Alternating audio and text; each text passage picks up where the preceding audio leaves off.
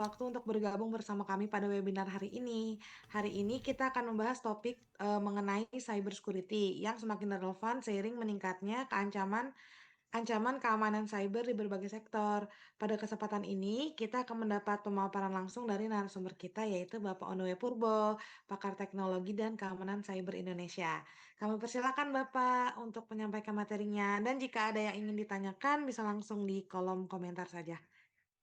Oke, terima kasih Feby, terima kasih semuanya. Saya langsung share screen aja ya sambil buka ini deh. Buka chat. Jadi kalau ada pertanyaan bisa. Udah belum? Udah. Ntar gue buka layar dulu ya. Kok kayak gini sih? Wah, bentar, chatnya belum nih. Kenapa nggak mau share? Oke, mudah-mudahan keluar. Oke, ini saya kecilin. Kalau ada pertanyaan silahkan tulis di chat. Oke, ini saya kecilin juga ya biar kelihatan lebih enak. Oke, ini sambil saya benerin lah. Ini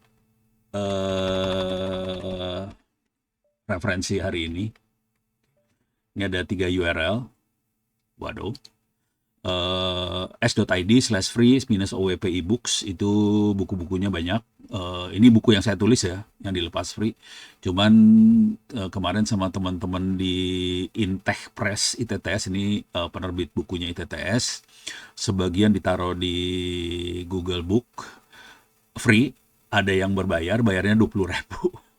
Iseng, pengen tahu aja. Terus nanti kuliahnya dari Open Course ITTS ACD.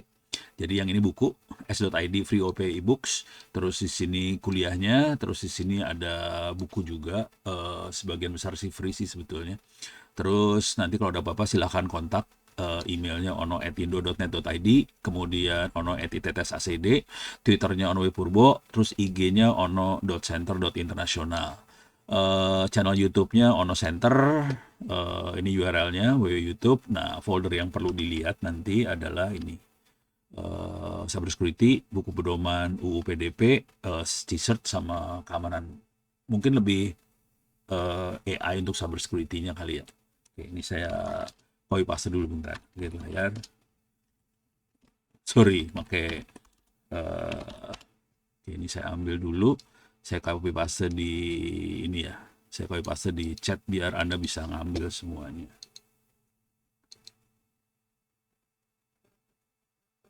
New chat. Oh,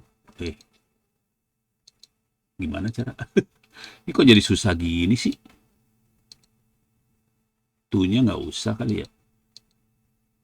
Langsung chatnya aja. Nah, ini mas. Tunya harus ke semua gimana caranya?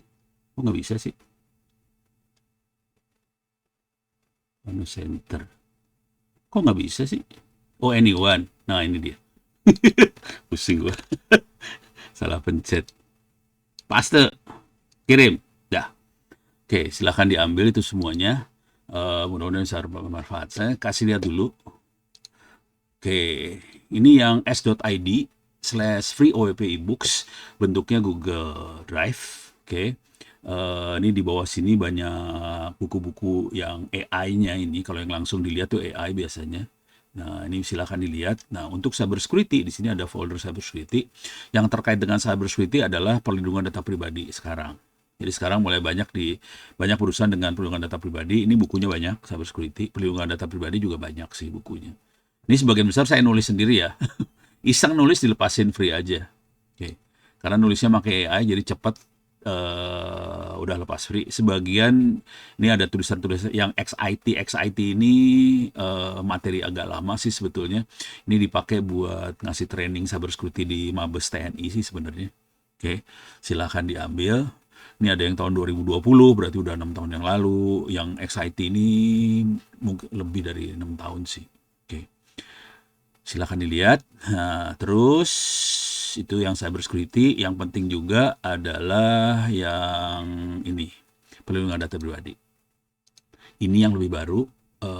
Terus ada lagi yang bakal lebih ramai lagi adalah bagaimana security-nya AI itu sendiri, bagaimana kita mengamankan AI. Cuman itu topiknya mungkin masih belum banyak yang aware, jadi masih belum belum banyak yang pengen dengerin yang itu.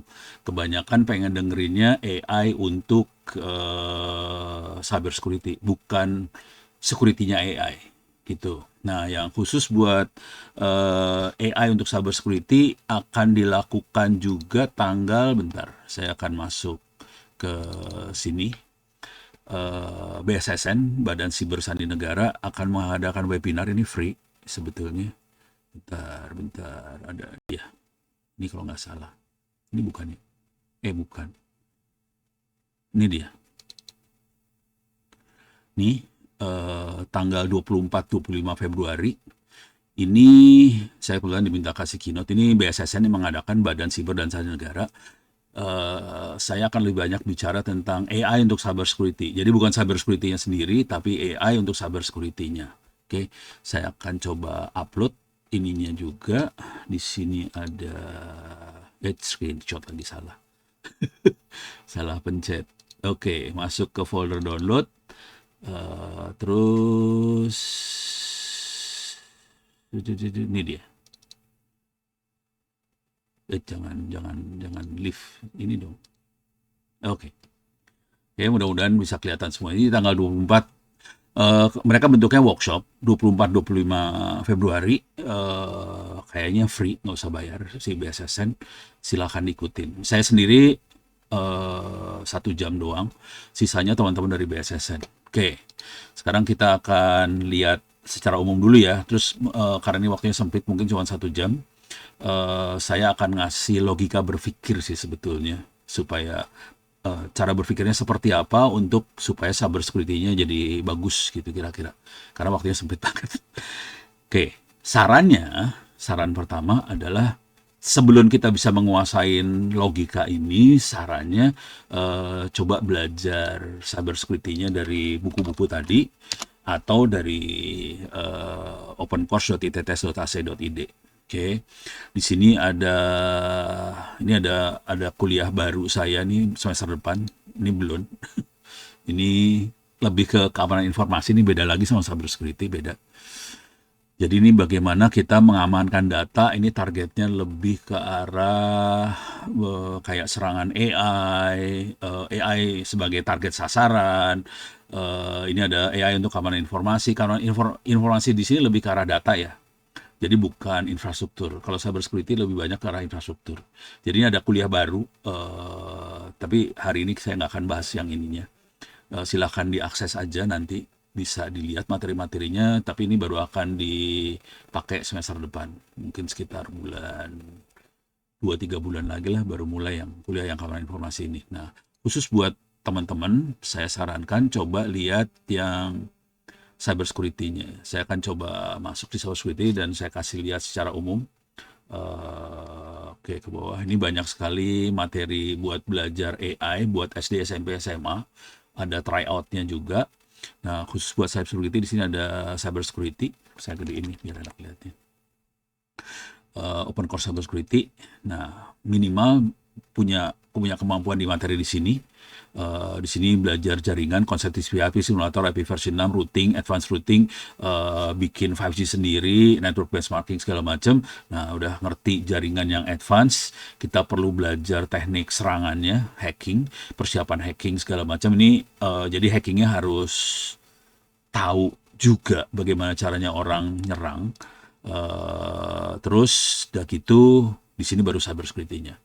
Setelah cyber security kita kuasain, kita perlu juga sebetulnya menguasain ilmu buat mengaudit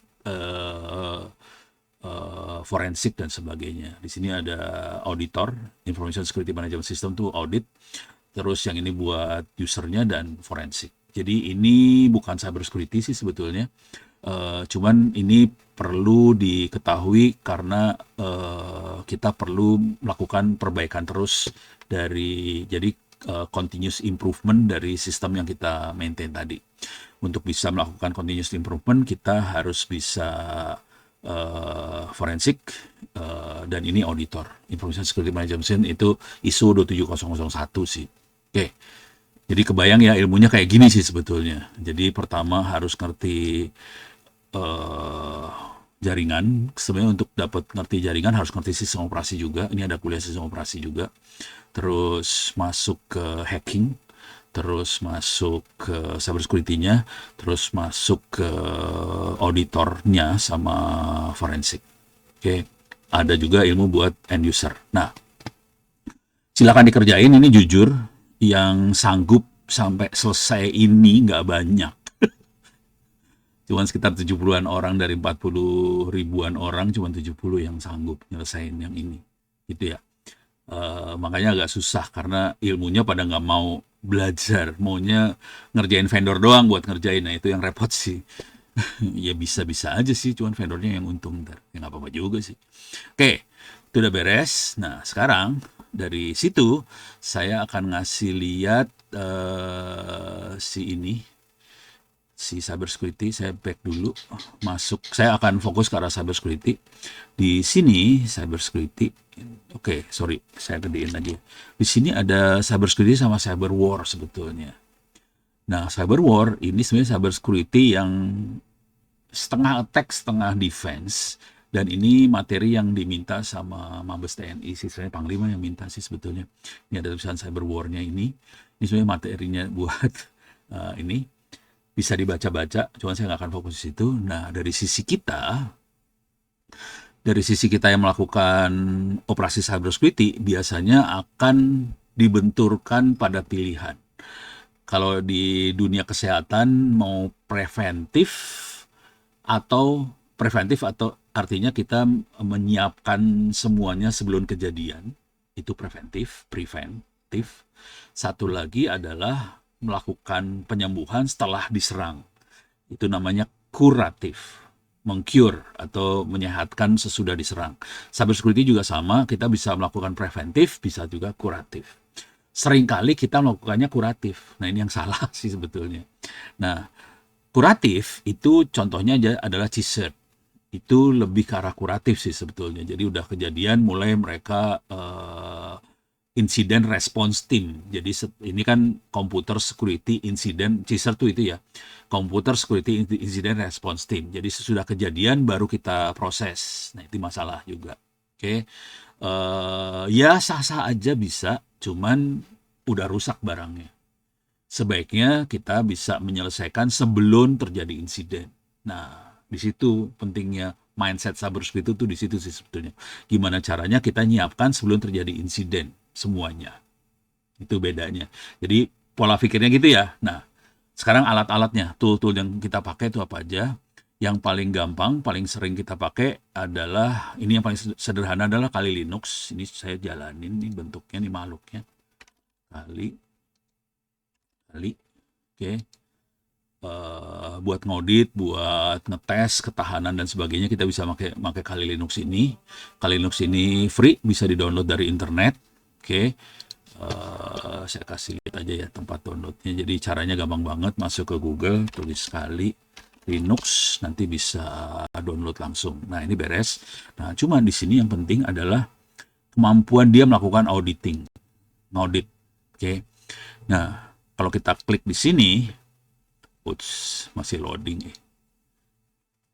Nah, di sini sebenarnya banyak tool-toolnya, ada nomornya 01, 02, 03, 04 sampai dan seterusnya. Ini kita pakai buat audit. Ini sebaiknya dilakukan secara terus-menerus pada sistem yang kita kembangkan. Nah, ini yang penting ya. Jadi nanti saya mungkin karena waktu sempit, saya mungkin nggak akan bisa masuk satu-satu. Cuman kalau ngelihat rekaman video saya di YouTube di Ono Center, channelnya Ono Center, lumayan ada lah video-video ini.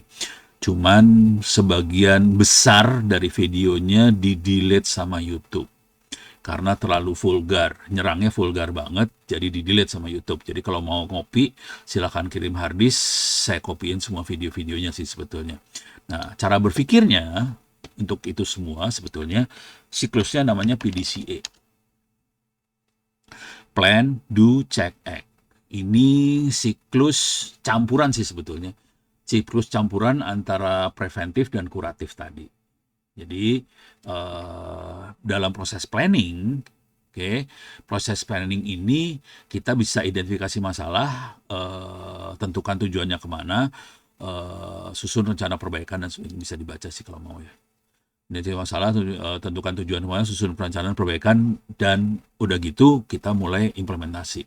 Nah, dalam proses identifikasi masalah dan sebagainya, itu kita pakai makhluk ini tadi. Ini dipakai buat identifikasi masalah. Jadi kalau kita ngembangin sesuatu, kita betul-betul planning supaya nggak bolong di mana-mana.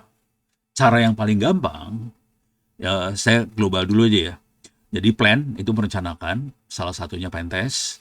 Juga kalau ini kejadian sehari-hari, kebetulan kami di kampus banyak membantu di pemerintah kota Tangerang Selatan juga. Nah, itu waktu planningnya kita betul-betul proses developmentnya, aplikasi dan sebagainya, kita menggunakan DevOpsSec gitu. Jadi development, operation, security dimasukin di situ. Ini sambil saya ngelihat chat, ada chatnya belum? Belum ada pertanyaan ya. Nih. Jadi waktu planning itu termasuk waktu planning bukan hanya jaringan, planning aplikasi dan sebagainya, kita merencanakan supaya security-nya dimasukin ke dalam proses tadi. Jadi ini dimasukin nih sebetulnya, gitu ya, dalam prosesnya. Udah gitu kita implementasi nih, implementasi contoh kalau dari sisi security paling gampang lah instalasi firewall, instalasi intrusion detection system dan sebagainya. Sebaiknya sebelum melakukan itu kita punya semacam sandbox, tempat buat ngetes-ngetesnya itu percobaan dulu.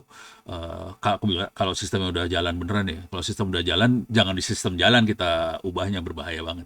Jadi kita biasanya punya itu bagian dari proses planning. Jadi sebelum masuk do beneran kita betul-betul ngetes dulu sistemnya. Kalau aman baru kita implementasi di situ, dan kita melakukan evaluasi terus-terusan terhadap sistem yang operasional. Kalau ada apa-apa, baru kita melakukan tindakan paling gampang. Nah, ini udah masuk ke forensik dan sebagainya, dan nanti jadi feedback buat planning yang selanjutnya. Nah, sekarang saya akan coba. Jadi prosesnya ini yang harus dilakukan sih sebenarnya. Biasanya kalau waktu saya dulu ngajar cybersecurity ini nggak diajarin banget sih. Cuman makin belakangan makin kerasa, saya harus ngajarin hal seperti ini. Nggak bisa kita langsung, cara ngeset firewall gimana sih, cara intrusion detection system itu gimana sih, iya, kemampuan itu dibutuhin sih.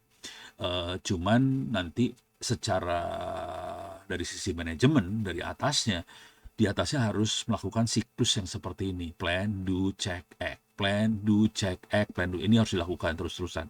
Kalau ini nggak dikerjakan, collapse. Sistemnya collapse. Soalnya jadi tambal sulam. Nah, syukur-syukur waktu di planning ini betul-betul sistemnya itu secure by design. Bukan kita bikin aplikasi, udah gitu ada bolong, kita tambal. Nah, itu nggak bagus. Jadi harusnya satu aplikasi didesain dari awalnya. Gitu kira-kira. Oke. Ini mudah-mudahan mulai kebayang ya. Nah, saya kasih gambaran secara umum, ilmu yang harus dikuasai. Tadi udah kasih sedikit ilmu yang harus dikuasainya apa aja. Oh ya, sorry. Sorry. Nah, ya. Tadi saya kasih lihat cybersecurity-nya di sini ya. Di sini course-nya. Jadi kalau mau akses, course-nya ada cybersecurity. Nah ini. Oke. Bisa diakses di sini Open Course ITS ACD. Tadi di sini ada networking, API versi 6, routing, advanced routing, bikin 5G, network based monitoring, network programming, udah gitu hacking juga harus ngerti footprinting, sniffing, hacking wireless, attack password, attack database, DNS, attack file sharing. Sebenarnya masih banyak seperti man in the middle attack, segala macam masih banyak di sini. Yang agak ngeri dari sisi attack ini adalah bagaimana kita membuat trojan, nyerang. Jadi teknik-teknik membuat trojan segala macam. Ini nggak saya masukin dalam sini, terlalu. Ini soalnya udah mulai di blacklist sama Google websitenya karena udah kedeteksi banyak informasi terlalu vulgar yang ada di sini. Jadi akhirnya saya cabut-cabutin yang terlalu vulgarnya.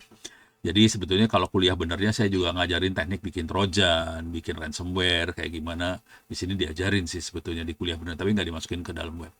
Soalnya udah mulai dikomplain. Waktu di search sudah mulai ada warning ini. Ini website terlalu berbahaya gitu. Ngeri. Jadi susah juga mau ngajarin kayak gituan ya. Nah, ini diajarin. Jadi ini harus dipelajari. Oke. Kemudian di cybersecurity-nya harus ngerti vulnerability analysis, basic server security.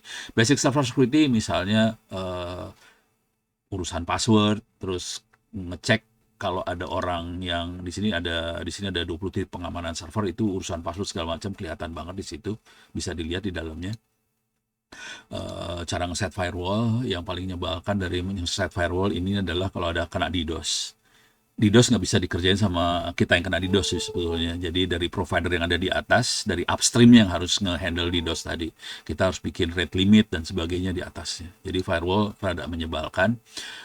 Secure shell, secure copy ini ilmu-ilmu yang diperlukan semuanya. Jadi kalau bisa dikuasain baru kita masuk PDCA tadi. Jadi PDCA tadi dijalankan setelah menguasain ilmu-ilmu kayak ginian. Secure shell, secure copy, virtual private network, web application firewall, pertahanan host, intrusion detection system, basic data security. Kita udah menguasain ini baru kita bisa masuk ke apa sih namanya? PDNS tadi gitu ya. Oke. Nah, setelah ini mulai jadi, kita masuk PDNS. Nah, sekarang saya pengen masuk ke proses planningnya itu sendiri.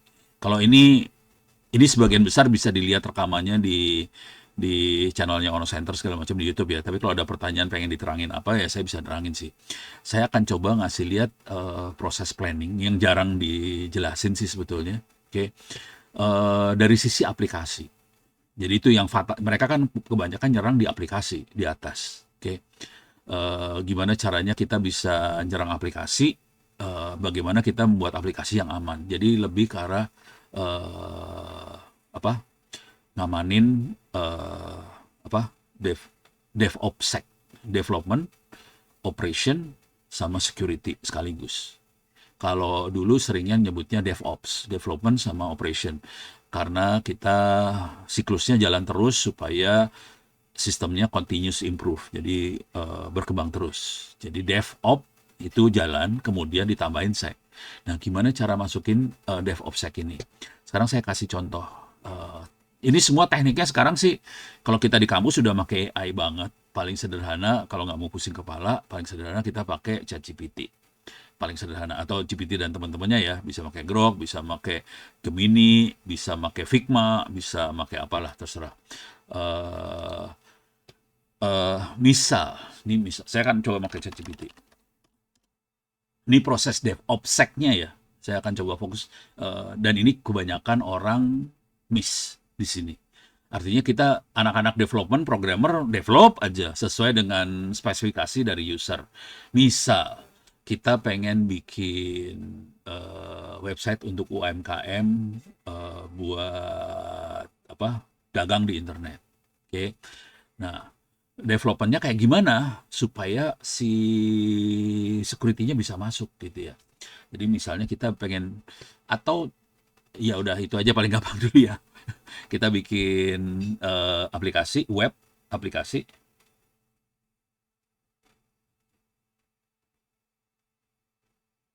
Ini ada pertanyaan. Wih, panjang pertanyaannya ya. Oke. Saat ini kami bikin handbook dan dibahas bersama Manli. Apakah cukup untuk basic security dari sisi codingnya? Security bukan hanya, jadi security di banyak lini sih. Paling dasar, paling gedenya di coding sih sebetulnya kalau di level aplikasi ya. Tapi sebetulnya kalau mau jujur, bukan hanya coding. Ini buat dapat insting ya. Ini teknik buat dapetin insting. Dapetin insting proses security itu seperti apa. Paling gampang, coba Anda masuk sini. Atau masukin ke CTF. Capture the Flag, pertandingan-pertandingan hacking. fullandhub.com. Salah satu web yang sering saya pakai main adalah fullandhub.com ini. Karena di sini banyak sekali server-server virtual yang buat diserang. Oke. Di sini banyak server virtual yang buat diserang. Dan nanti kita bisa dapetin instingnya. Serangannya seperti apa? Kira-kira kayak gitu. Jadi ini udah disiapin instingnya. Nah, apakah dari sisi aplikasi aja? Jawab singkatnya enggak. Jadi bisa dari mana-mana teknik serangan tuh parah-parah banget. Kadang-kadang serangannya kayak user legitimate. Yang paling gampang gini lah, user biasa ditipu. Jadi ini usernya user benar, user normal, dia pakai internet banking, biasa aja, normal, terus dia ditipu. Cara nipunya agak kurang ajar, yang sering kita lihat kan ini ya, .apk yang disebarin di WhatsApp. Jadi kita bisa lihat di sini GitHub. Ini teknik serangannya ya. Dari situ kita bisa tahu bahwa serangan bukan dari aplikasi aja. Yang paling parah, jadi hacker akan menyerang titik lemah di sistem. Titik lemah sistem itu bukan aplikasi sih sebetulnya, kalau mau jujur ya. Titik lemah di sistem itu user. Jadi caranya adalah salah satu kata kunci yang rada kurang ajar adalah RAT, Android. Jadi RAT adalah Remote Access Trojan. Oke. Oke, saya coba search di sini kelihatan ada spesifik di RAT Android cuma 13 sekarang. Dulu banyak. Sekarang tinggal 13, parah. Eh jadi ini aplikasi kayak Red Android ini bisa source code-nya ada. Oh ini ada source-nya juga. Jadi kita bisa bikin APK di yang bisa disebarkan di Android dan bisa keinstall di Android. Kalau itu terinstall, salah satu yang paling gombalnya dari situ adalah saya bisa lihat di sini aja ya, di wiki saya. Kita akan masuk ke mana sih namanya? Ke Kali. Oke. Oh, jangan masuk sini. Masuk MSF. Oke. Attack Android. Di sini ada beberapa. Ini cara berpikirnya kayak Red Android, cuman kita pakai MSF Venom buat ininya, buat installnya. Jadi misalnya gini. Jadi ini cara berpikirnya kayak Red ya, Remote Access Trojan. Jadi kita bisa kita akan ngerusak satu file APK, kita tambahin Trojan di file APK itu, payload di APK itu yang melakukan reverse TCP pakai MSF Venom, dia masukinnya. Oke, kalau udah masuk kita bisa pakai ini use exploit ini di sisi ini bisa dilakukan dari ini ya, Kali Linux yang tadi. Jadi dari Kali Linux ini kita jalanin MSF console. Jadi kita bisa masuk ke shell, terus jalanin MSF console. Di MSF console kita bisa jalanin aplikasi buat terima sambungan dari Trojan yang kita pasang pakai MSF Venom tadi. Nah, kalau udah masuk, kita bisa ngirim perintah ke HP yang kena tadi. Bisa check root, bisa geolocate, bisa dump call, bisa dump SMS, bisa webcam list, kita bisa tempelin webcam nomor 2, webcam nomor 1, kita bisa streaming. Dari webcam nomor 1, 2 tadi, kita stream video sama audionya dari webcam 1, 2. Nah, akibat dari situ adalah semua komunikasi kalau kita lagi ngomong dan sebagainya bisa direkam. Yang gombal, ini perintahnya lebih banyak dari ini sih sebenarnya. Kita bisa ngambil nomor telepon orang, kita bisa ngambil passwordnya orang buat login ke apa sih namanya, masuk ke apa internet banking dan sebagainya. Jadi si aplikasi yang kita kembangkan akan merasa bahwa yang masuk adalah orang biasa dan masuknya benar. Padahal yang masuk hackernya. Jadi bisa sampai level kayak gitu kita. Nah ini kalau udah pakai Red tuh kayak gitu. Jadi aplikasi yang kita kembangkan rasanya ini benar, bukan penjahat yang masuk, tapi si device atau HP yang dipegang user tadi sudah dikontaminasi sama Trojan. Jadi bisa kacau. Jadi bukan hanya basic security aja. Nah, untuk sampai level yang ini, kita butuh nyebarin ilmu yang internet security sih. Bentar, mana tadi? Nih, di bagian bawah sini, di sini ada internet safety. Jadi ini bukan sisi aplikasi ini sebetulnya. Internet safety adalah ke budaya user. Dari sisi user, gimana user ini dibudayakan supaya lebih hati-hati. Kira-kira gitu. Nah, ini ada internet safety-nya. Gitu ya. Ini langsung quiz aja. Kalau mau ngambil materi-materi internet safety itu ada di, kalau di internet ada di sini ya, internetsehat.id. Ini contoh aja bahwa jadi bukan hanya dari sisi programmer sih sebetulnya. Jadi pertahanannya dari sisi, terutama dari sisi user, si programmer juga harus tetap, nah ini bisa kita, ada banyak ya ibu gratis, ada macam-macam lah. Mereka udah bergerak setengah mati juga, teman-teman di internet sehat ini geraknya setengah mati juga buat ngamanin. Nah, materi ini perlu disebarkan ke user-user juga. Dari sisi programmernya tetap harus nyiapin juga. Nah, dari sisi programmer kita bisa melakukan yang, nah ini tadi ya. Jadi jawaban singkatnya bukan dari sisi coding aja, dari semua lini sih. Programmer, infrastruktur dan sebagainya. Dari infrastruktur kita punya masalah besar karena ini boleh kalau boleh jujur sih, serangannya sekarang si Trojan-Trojan tadi di-encrypt. Jadi kita punya masalah karena Trojannya di-encrypt jadi nggak ketahuan itu apa yang lewat. Karena nggak ketahuan itu apa yang lewat, si antivirus dan firewall dan sebagainya nggak bisa apa ya, membatasi, blokir. Karena dia di-enkripsi. Contoh sederhana aja lah. Kalau kita pakai HTTPS, itu NAT itu lewat. NAT yang ada di router dilewatin kalau kita pakai HTTPS. Jadi punya masalah kita jadinya. Gitu. Udah gitu, antivirus, intrusion detection system, kalau kita pakai HTTPS, kita nggak bisa lihat itu makhluk-makhluk itu, karena di-encrypt. Jadi kita punya masalah besar sih sebetulnya.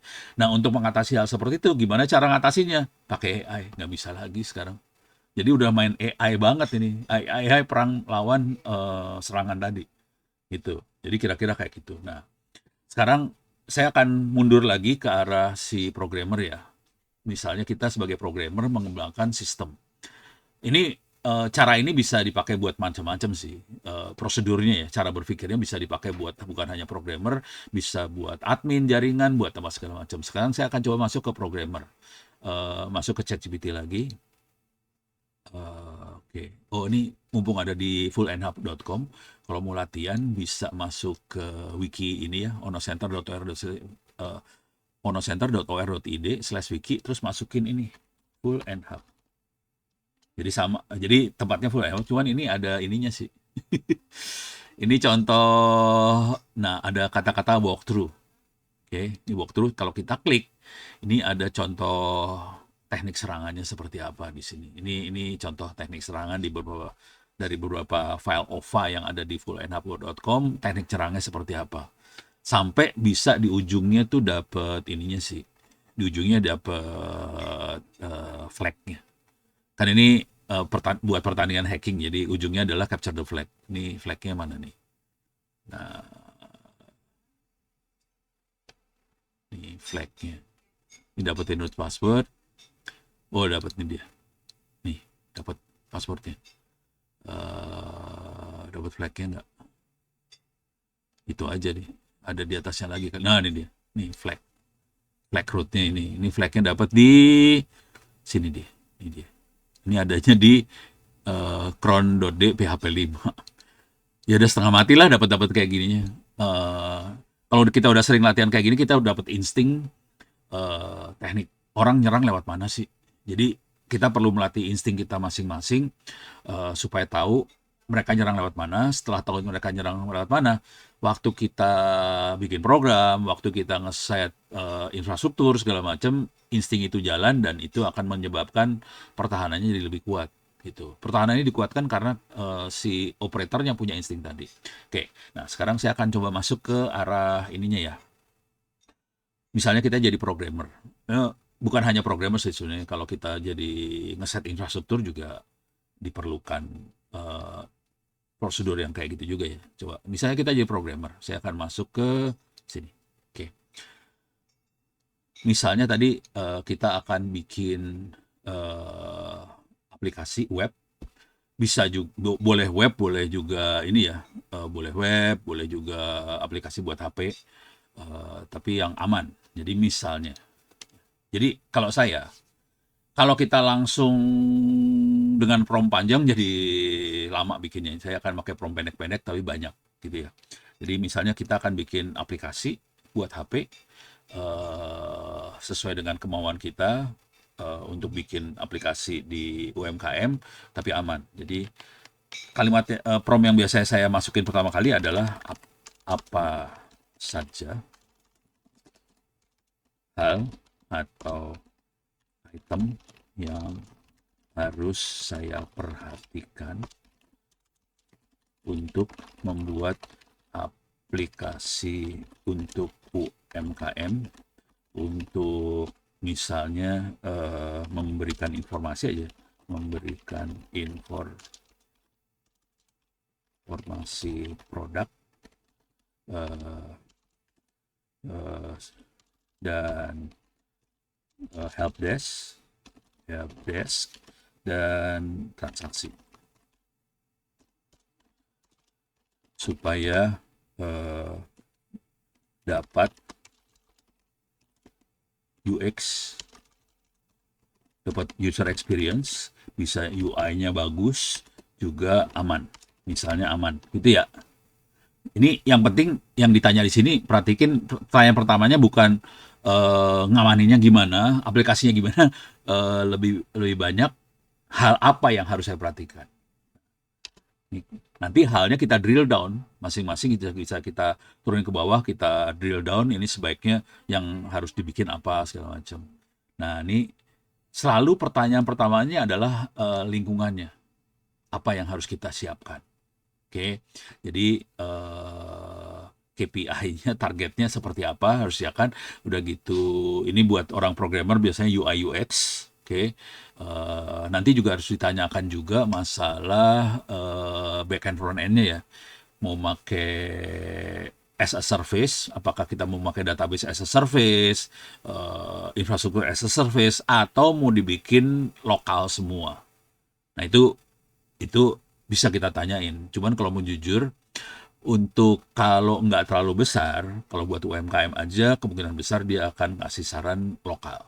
Tapi kalau mau scale up-nya lebih gampang, kita lebih banyak pakai cloud sih. Cuman cloud ada masalah nih, karena kita pakai pihak ketiga. Nanti kita bisa tanyain juga, cara apa yang perlu kita lakukan supaya walaupun kita masuk ke pihak ketiga, tetap aman. Prosedur buat pemilihannya, ngauditnya, cara buat ngeliat apa performance-nya mereka, itu seperti apa. Jadi kalau saya saran supaya hidup kita gampang, pakai AI banget sih supaya semua nggak usah dimasukin di kepala kita, kalau nggak kepala kita ribet banget nih urusannya.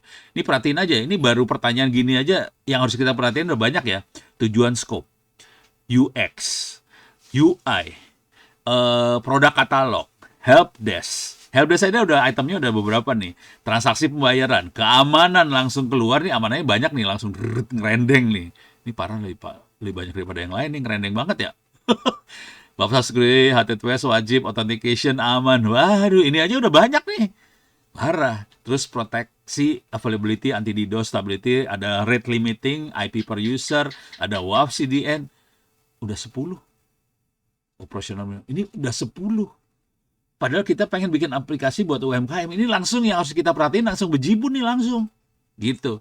Mungkin kalau kita developer biasa, yang kita perhatiin cuma 2 ini biasanya. Atau ini ya, ini ada konten katalog, ini subnya ya, sub dari 2 ini ya. Ada konten, katalog, helpdesk, terus ini transaksi bayaran. Cuman keamanan udah cuek kita biasanya. Ini proteksi availability, DDoS, cuek. Privacy untuk kepala minimal, cuek. Ini udah dicuekin semua. Nah, ini yang jadi masalah karena kita sebagai programmer biasanya memang waktu kuliah kan fokusnya cuma yang atas ini. Bawahnya nggak diperhatiin. Padahal banyak PR-nya sebetulnya. Dan ini harus di-embed, harus dimasukin dalam aplikasi yang kita buat. Misal ya, saya akan minta dia bikin coding dikit dulu ya. Bikin coding dikit ya, misal. Saya akan bikin coding sederhana aja ya. Oke. Ini saya akan pakai UX ya. UX yang sebagai patokan saya ya. Jadi cara ngepromnya gini misalnya. Ini contoh aja sih. Ini, waduh ketutup gue pindahin dulu bentar. Oke. Saya akan kasih prompt gini misalnya. buatkan apa? Kita bikin UX. Jadi kita bikin misalnya desain. Ini masih desain ya. Desain dari UX itu apa sih? Flow graph atau semacam flow graph atau semacam flowchart atau flow graph gitu ya. Flow graph atau flow chart dari aplikasi tersebut supaya UX baik, user harus dapat dapat yang dia butuhkan dalam maksimal 2 klik. Oke. Jadi kita minta ininya dulu ya. Ini ngepromnya banyak banget ya. Nah, nanti kalau kita males, saran teman-teman di kampus sih. Ya maklum, kita semua juga orangnya males juga sih sebetulnya, jangan khawatir ya. Di kampus juga pada males-males juga sih. Kerjaannya bejibun, targetnya banyak, pengen cepet selesai. Jadi cara yang biasa kita pakai ini semua kita kumpulin dari dalam dokumen. Jadi kita prompting semuanya masukin dokumen, terus dokumennya kita upload ke Figma atau apa gitu ya. Supaya langsung dapat coding yang bagusnya gitu. Jadi ini semua dikumpulin sih. Dan ini nanti di upload ke Figma. Udah gitu ya, atau website-website kayak Figma lah ya. Supaya bisa langsung dapat. Nah, ini dia langsung, saya kan minta UX-nya harus bagus supaya 2 klik dapat. Oke. Okay. First klik pilih tujuan, klik kedua langsung check out, terus kirim chat. Oke. Okay. Jadi ini langsung open apps, dashboard, dapat terus ini kayak gini. Ini langsung keluar kayak gini. Oke. Okay. Nah, kan ini masih dapat flow-nya doang dari UX tadi ya, flow dari UX. Nah, kelihatan yang lebih detailnya kayak gini nih. Oke. Okay. Nah, ini semua kita bisa bilang misalnya ini kita langsung pengen dapat coding ya, buatkan source code dalam, kalau Java ribet deh. Saya pakai Python aja ya pura-puranya. Kalau yang benernya pakai, kan kebanyakan pakai Java nih kalau pakai aplikasi Android ya. Dalam source code Python. Ada tambahan tuh. Tapi ini saya pengen kasih lihat logika berpikir aja di sini ya.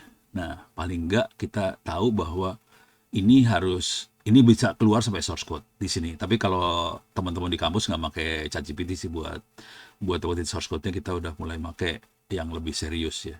Pakai Figma atau apa buat dapetin source code-nya. Nah, setelah dapat source code ini kelihatan source code-nya dapat. Nah, sekarang yang perlu kita lakukan adalah kita bisa minta ke ini bukan pattern ini. Oke. Kita bisa minta ke si ChatGPT untuk apa sih namanya? Uh, untuk oke. Jadi kita bisa minta ke ChatGPT untuk bikin supaya lebih aman. Jadi misalnya kita bisa minta tolong revisi source code Python tersebut supaya comply. Ini bisa di copy paste sih sebenarnya di atas tadi yang keamanan tadi ya. Ini kan di atas ada keamanan ini nih. Ini kalau semua langsung biasanya pusing dia. Kalau mau gombal supaya comply ini kayak gini. Misalnya 3 dulu ya. Jangan yang ini, jangan. Yang ini aja ya. Validasi input, cross-site scripting, sama ini nih. Nah ini nih, seginilah. Ini proteksi serangan dari luar soalnya. Oke. Ini ada 4 aja, sementara anti cross-site scripting ada 3 di sini. Jadi kita bisa tambahin kayak gini caranya sih sebetulnya. Jadi logika berpikirnya kayak, jadi ini udah dapat supaya comply dengan, saya paste di sini. Jadi selalu minta tambahan. Nah ini makhluk-makhluk ini kalau udah jalan kita harus ngetes beneran sih. Jadi ngetesnya akhirnya mulai masuk ke kali Linux dan sebagainya untuk ngetes. Nah ini ditambahin sama dia. ditambahin nih langsung.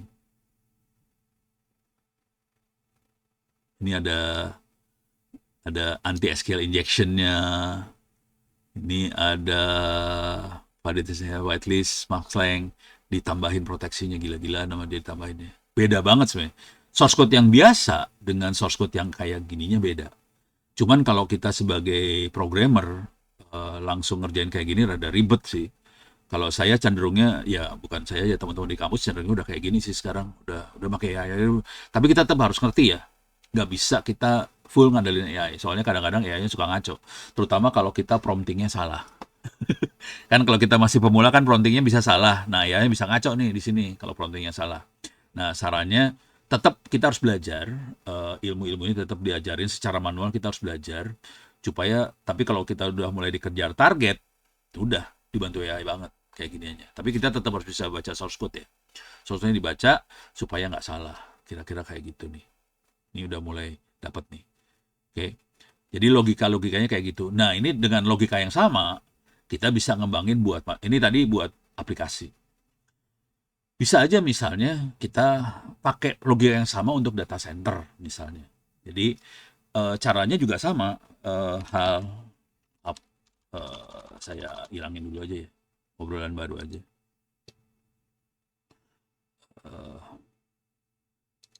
Hal item atau apa saja yang harus diperhatikan untuk mengembangkan data center yang baik. Green, kalau data center isunya biasanya green tuh. Green, terus bisa support AI, oke, aman, ini segini ya, misal. Ini data center beda lagi isunya sih. Data center biasanya isu gedenya tuh listrik. Selain keamanan fisik ya, keamanan juga macam-macam. Nah ini langsung dia ngasih tahu. Tergantung mau ini ada masalah arsitektur bangunan, lokasi, struktur lahan, raised floor, atau slab gunakan untuk AI rack. Redundansinya juga bisa macam-macam, bisa tier 1 sampai tier 1 udah nggak dipakai nih. Tier 2 sampai tier 4, tapi kalau udah ngobrol sama orang-orang data center suka ngaco-ngaco keluarnya nih. Saya kemarin ngobrol sama teman-teman di IDC misalnya. Mereka ngobrolnya udah gini. No, data center gue mah kagak ada tiernya gitu. No tier. Dasar lu gue. Nah, ini high availability jadi isu besar, scalability juga isu besar, gimana caranya kita bisa modular, bisa berubah dengan cepat, karena si data center berubahnya cepat loh. 5 tahun sekali itu buang tuh barang-barang di data center dibuang-buang. Nah, terus ada masalah power, energy management, supaya hijau. Terus ada ini semua harus ini item yang diperhatiin banyak banget loh. Arsitektur, redundansi, scalability, efisiensi, energi, smart monitoring. Ini belum masalah keamanan loh. Nah, ini mulai masuk keamanan. Keamanan bukan hanya cyber, ada keamanan fisik, ada cyber, masalah compliance di SPBE, standar BSSN, ISO 27001, 22301, ada undang-undang PDP. Belum di kelolanya juga, tata kelolanya ada, ini masalah keamanan lagi nih. Terus ada SDM, terus audit continuous improvement. Nah, banyak banget data center, gila banget nih. Gitu. Jadi nggak sesederhana itu. Nah, kalau kita fokus di keamanannya, kita bisa fokus di sini misalnya. Keamanannya segini. Oke, keamanannya aja banyak sih ya. Kebanyakan kita belajarnya di keamanan cybernya doang. Yang ininya.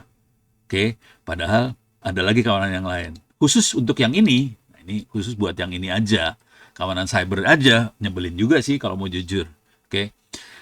eh Oke. Wow, keren. Nah, untuk keamanan cybernya juga lumayan seru. Ini isu yang besar di antara kita-kita biasanya masalahnya masalah mau bayar berapa nih. Soalnya intinya gini lah, logika berpikirnya gini, jangan sampai cost yang harus dikeluarkan buat ngamanin lebih besar daripada cost yang diamankan gitu. Isunya gede, isunya di sebelah situ. Jadi gimana caranya kita bisa ngamanin tapi cost-nya tidak lebih besar daripada yang kita amankan. Jadi misalnya, apalagi ini UMKM yang development-nya biayanya cuma misalnya 2 juta, 3 juta. Tahu-tahu cost ngamaninnya 10 juta, pening kepala kan. Jadi ya kita harus, nah ini banyaknya akhirnya pakai open source di sini. Pakainya open source nih. Nah, khusus buat makhluk yang ini, yang zero trust, yang ini nih paling nyebelin nih zero trust nih sebetulnya.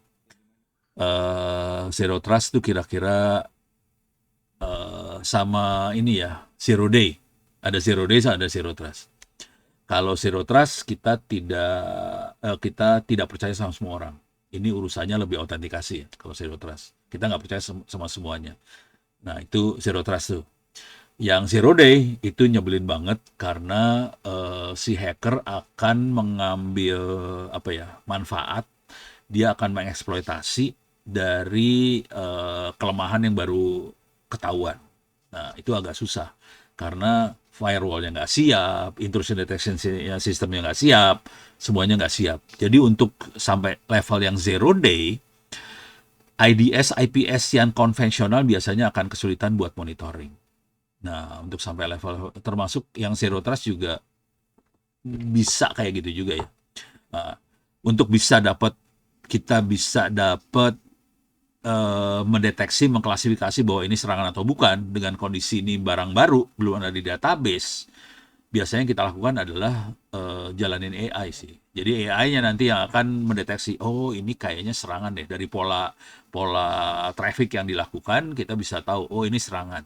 Nah, dari situ tekniknya. Nah, untuk kayak gituan, ini jujur nih, pada level-level yang itu, kita sebetulnya tidak masuk ke ini ya, produk-produk yang fix gitu, kayak IDS, IPS yang fix segala macam, agak susah.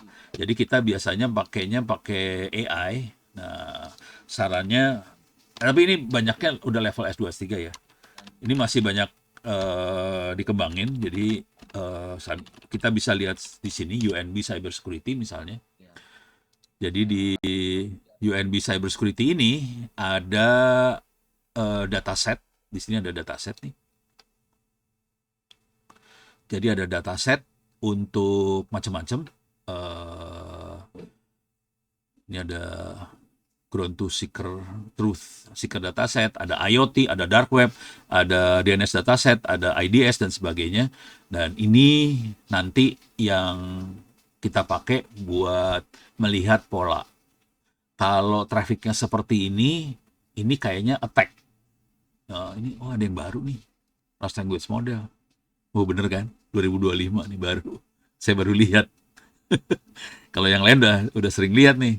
Yang ini baru nih. Oke. Ini ada graph learning, ini campuran nih dua. Ini nih AI nih. Jadi ternyata mereka mulai bikin dataset buat AI juga. Malware sampai tahun berapa terakhir? Tuh, malware ada lama sih. Jadi dari dataset ini kita bisa tahu ini malware terutama dibutuhin buat analisa kalau ada file backup ya. Jadi kalau ada file backup kita pengen tahu file backup ini udah kena trojan atau belum. Jadi makanya yang ini. Ini jujur ini masih perkembangan di komersial, produknya mungkin masih belum banyak banget. Tapi kalau kita lihat kayak HP atau Dell atau apa segala macam yang jual alat buat backup segala macam, mereka udah mulai masukin sih pakai AI segala. Nah ini dasarnya kayak ginian sih itu. Jadi mereka mulai masukin kayak ginian buat sekedar ngasih gambaran buat anda supaya nggak stres. Ini kondisi hari ini ya. Ini nggak usah. Kita akan coba lihat saya akan coba lihat ke dark web coba. Ini dia. Ini saya pakai hasil karya teman-teman Cyber Army, namanya Dark Radar. Ini subscribe, dasarnya langganan dia. Ini darkradar.io. Kita bisa lihat kondisi bocor di perusahaan-perusahaan kita. Jadi kalau ini yang pola ini ya, pengen tahu bocornya seperti apa sih, terus serangannya seperti apa. Nah, ini kita bisa lihat di ini keywordnya Indonesia, ini bisa diganti Indonesia dengan nama perusahaannya kita. Oke. Kalau saya karena Indonesia, ya udah Indonesia aja. Kita bisa lihat kondisi ransomware di Indonesia kayak gimana. Terakhir adalah tanggal 13 Februari kemarin. Ada satu, dua, tiga yang jebol ransomware.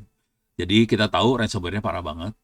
Ini victimnya adalah pemerintah PU. Terus ini ada Jakarta Furniture Manufacture, ini ada Jakarta Textile. Ini estimated by AI. Terus ini yang nyerangnya siapa kelihatan. Oke. Nah, ini kelihatan ini bahwa ini Februari, Januari, Desember ada yang jebol. Cuman rata-rata ini sebulan Februari parah nih, 4, 1 bulan, Januari 2, Desember 1, November berapa nih? Lumayan banyak November jebolnya, Oktober lumayan banyak.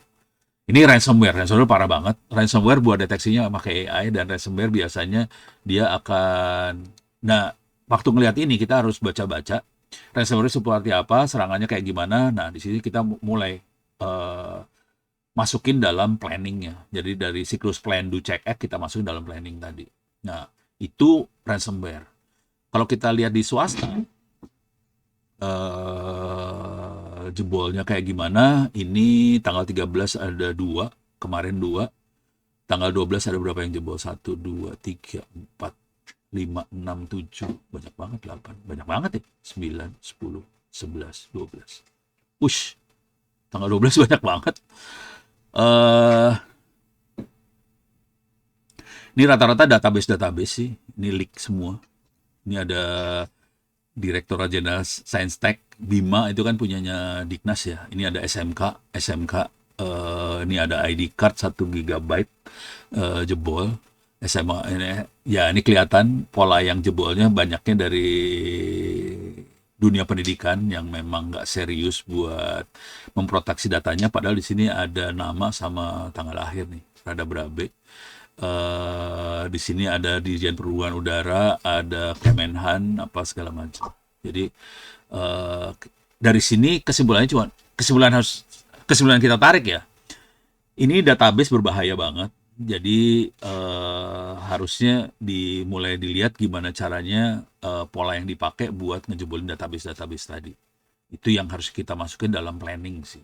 Jadi planning itu jangan nunggu sampai data kita jebol, kita lihat dulu pengalaman orang lain jebolnya kayak gimana. Kalau udah tahu ya udah, kita harus ngerjain seperti itu. Ini parah sih, asli parah.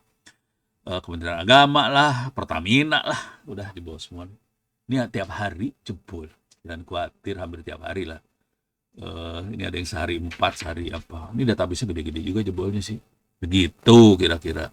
Jadi ini bagian dari proses itu semua. Yang agak susah nanti adalah bagaimana mengamankan hal-hal yang di-encrypt. Itu yang lumayan susah. Oke, udah hampir 1 jam. Saya nggak kasih cuma satu. Ada yang pertanyaan lagi nggak yang lain? Kalau Tanyakan lagi. cuma satu, ada yang baru masuk lagi. Nyangka jam 10 kali mulainya kali ya. Aman? Aman dan damai? Oke.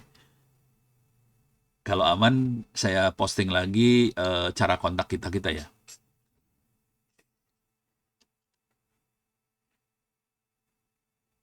Oh, oke. Ini saya copy paste dulu ya.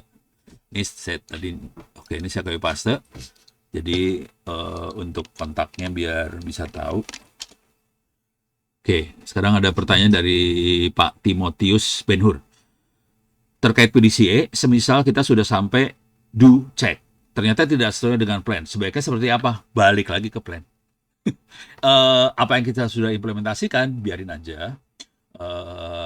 Misalnya udah kita implementasi, ternyata bocornya kan yang implementasi mungkin bagus ya, karena misalnya kita udah pasang firewall, kita pasang apa, ternyata jebolnya tadi dari user.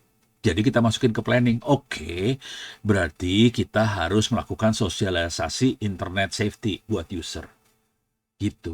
Jadi jangan khawatir lah, Itu sering kejadian sih kayak gitu. Jadi sudah kita plan secara infrastruktur oke, aman, ternyata kita kurang memberikan pengarahan ke usernya supaya hati-hati. Ya udah kita tambahin dalam ini prosesnya. Tolong kalau itu semua tolong oh sebelum saya lupa ya. Satu lagi deh, satu lagi supaya Anda hidupnya rada enak. Coba cari ini nih, indeks kami. Indeks kami sorry, KMMI BSSN. Oke. Ini bentuknya file, jadi indeks keamanan informasi punya BSSN. Ini filenya berupa file Excel.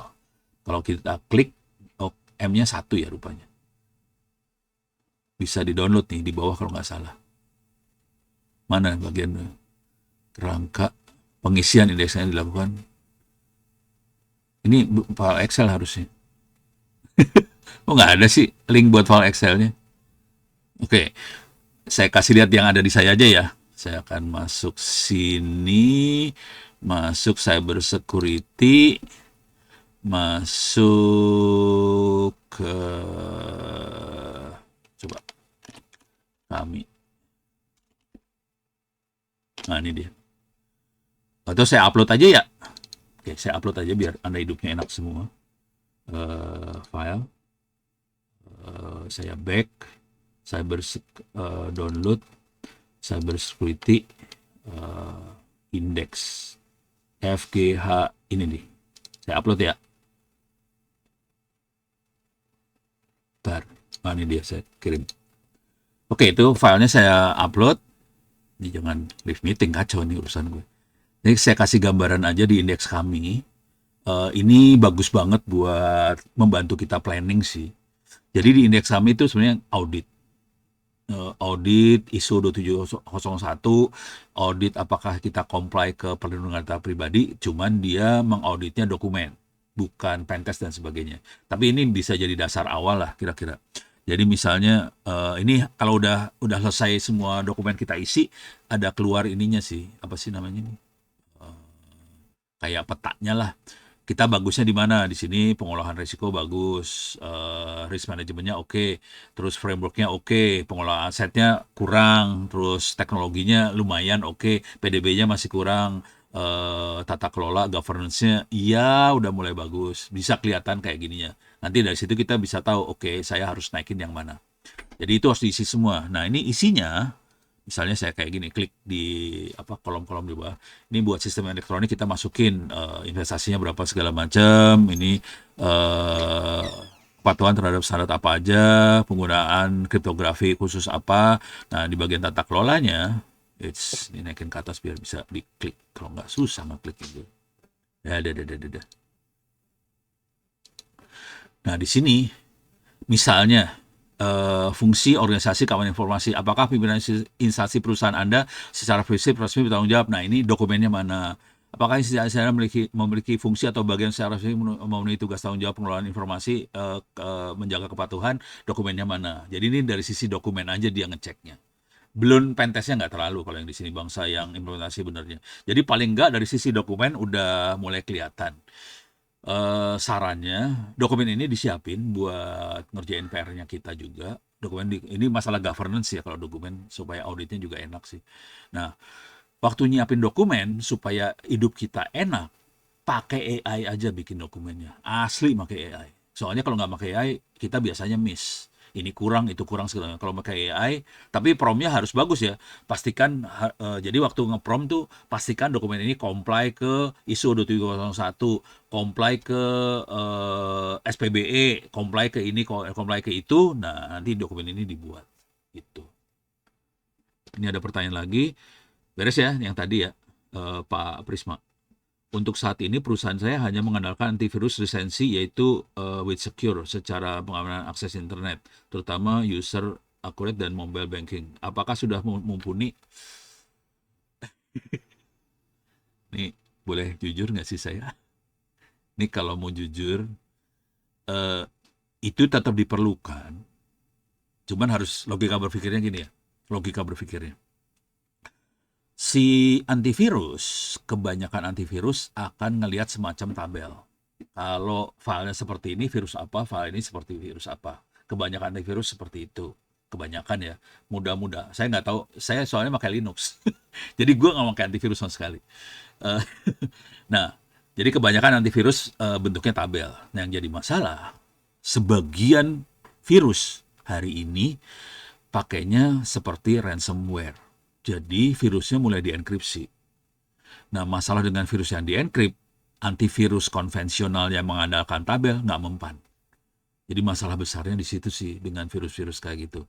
Nah, gimana caranya supaya tapi itu tetap dibutuhkan nih virusnya jangan dibuang, jangan tetap dibutuhin. Kalau kita biasanya akan nambahin dengan SOP, Standard Operating Procedure. Misal yang paling sederhana gini, itu device-device yang punya perusahaan tidak boleh dipakai untuk kebutuhan pribadi. Perusahaan hanya untuk perusahaan aja. Misalnya dia akses ke web-web yang memang dibutuhkan sama perusahaan aja. Kalau pribadi kan dia jadi bisa masuk kemana-mana, bisa nonton bokep lah, bisa apa segala macam. Karena di tempat-tempat bokep itu banyak virusnya yang kacau-kacau tadi banyaknya di sebelah sana. Jadi banyak masuknya dari sebelah sana sih. Jadi kita harus tambahin dengan prosedur sih. Nah, ini masuknya di sini nih ntar tata kelola. Nah, gimana caranya kita ngecek bahwa orang ini memenuhi prosedur tadi? Nah, kita main di settingan firewall dan sebagainya supaya contohnya kalau dia mau masuk yang enggak keblokir gitu. Ya, itu dan ini kalau kalau bisa sih nanti dihubungkan dengan username passwordnya waktu dia login ya, biar bisa ditegur. Kalau nggak ketegur tuh orang-orang kayak gitu gitu. Jadi ada masalah kayak gitu. Soalnya jadi kita harus ngerti nih si virus dan sebagainya masuknya lewat mana. Karena jujur, nih saya kasih lihat contoh real aja ya virusnya. Saya jujur kerjanya nyolong buku. Jadi kalau anda pengen buku-buku yang ini saya kasih lihat lah buku-bukunya nih. Nih buku-buku saya ya. Eh, saya akan kasih lihat bukunya. Ini saya masuk ke perpustakaan. Minta maaf nih pakai command line soalnya di servernya di Linux. Bisa aja saya baca pakai ini. Tapi saya kasih lihat judulnya aja ya. Jadi saya akan masuk ke perusahaan saya, servernya 192.168.09. Oke, harusnya masuk. Oke, clear masuk. CD, var, data, library 2, books, cyber security. CLS ya. More. Nah, ini buku-buku saya. Saya bukunya ada 12 tera sih. Ini contoh buku-buku cyber security-nya doang. Ini judul-judul doang ya. Ada cloud computing security lah, blockchain application in cyber security, history cyber security dan sebagainya lah buku-bukunya. Oke. Nah, untuk dapetin ini Anda kalau pengen ngopi silahkan nggak usah bayar apa-apa. Nah, sekarang untuk dapetin buku-buku itu yang saya kerjakan adalah saya masuk ke sini nih.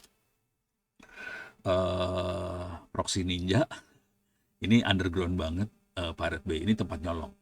Ini kalau diklik, ini banyak virusnya sih asli. Banyak. Karena tempat nyolong ya. Jadi banyak virusnya. Bokepnya juga ada, jangan khawatir. Kalau kita klik browse torrent, nah di sini ada porn, movie dan sebagainya, tapi ada e-books. Saya nggak masuk yang atas sih, masuk yang e-books. Oke. Kecuali kalau lagi iseng masuk. Aduh, lagi kosong e-booksnya. Tumben lagi kosong. Oke. Saya akan masuk biasanya ada yang top 100 tuh masih ada e-books yang top 100 ya. Oke, e-books. Ini contoh. Ini saya colongin dari sini sih. Nah, ini kalau diklik, mulai virus masuk nih. Diklik aja. Nah, oh ini. Oh, nggak kelihatan virusnya. Nggak kelihatan. Biasanya virus mulai masuk nih kalau diginiin. Gitu. Jadi saya sering berhadapan dengan virus, cuman karena saya pakai Linux, aman-aman aja sih. Jadi sarannya yang paling gampang adalah itu tetap dipakai kalau memang biar aman. Cuman prosedurnya kalau bisa ditambahin supaya lebih disiplin dan sebagainya lah. Gitu ya. Beres kalau ada yang pengen ngopi buku-buku saya silahkan kirim harddisk, selipin nggak usah gede-gede kalau cyber security aja cuman 100-an giga kalau di Tokopedia. Harddisk secondan 100 gigaan tuh sekitar 80.000, murah lah harddisk kayak gitu kan. Selipin duit 20.000 buat ongkir udah dapet tuh harddisk. Silahkan dikopi gitu. Ini buku-bukunya silahkan dikopi semua gitu. Sip. Oke, barangkali Pak, waktunya sudah habis. waktu habis ya. Terima kasih Feby. Makasih semuanya. Mudah-mudahan bisa bermanfaat. Kalau ada apa-apa silakan hubungin pakai email, silakan hubungi Feby Ono Center. Saya balikin lagi ke Feby. Silakan Feb. Kasih kepada Bapak atas materi dan insight yang sangat bermanfaat, serta terima kasih kepada seluruh peserta yang telah mengikuti webinar ini. Kami berharap webinar ini dapat menambah wawasan dan meningkatkan kesadaran kita bersama mengenai pentingnya cybersecurity. Bagi Bapak Ibu yang ingin request tema webinar atau membutuhkan program pelatihan, silakan langsung DM di Instagram Ono Center Internasional. Gitu. Sebagai informasi, kami juga akan mengadakan pelatihan personal pada bulan April